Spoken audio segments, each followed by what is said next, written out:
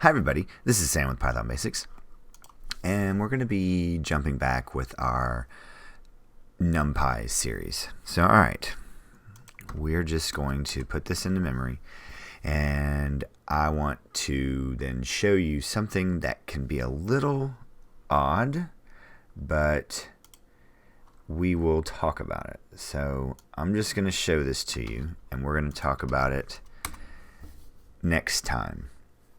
Kind of let you take it in, look, and see if you can then see. Oh, meant to do this. So, all right, we have a three-dimensional array, as we can see here. It's 0 through 26. It's 27 elements with 3 by 3 by 3. But I want you to look at this a little closely. And then we're going to come back next time with Numpy, and we're going to talk a little bit more about how much you can start to slice up with Numpy. But this can be a little weird when you first look at it, but I want you to toy around with this.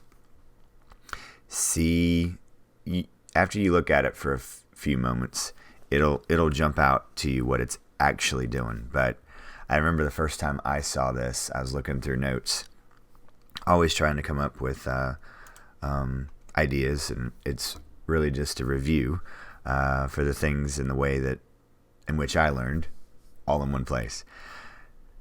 I think the way that I saw this was it was names, and it was harder for me to see. But numbers is always easier for me to notice, and especially if we do them in order. So just take a minute, look at this, and we're going to do more with Numpy slicing, because this is where you really begin to visualize, just like I was saying with the matplotlib, with three-dimensional and turning and slicing and having things go in we think they go in one direction and they really go in another.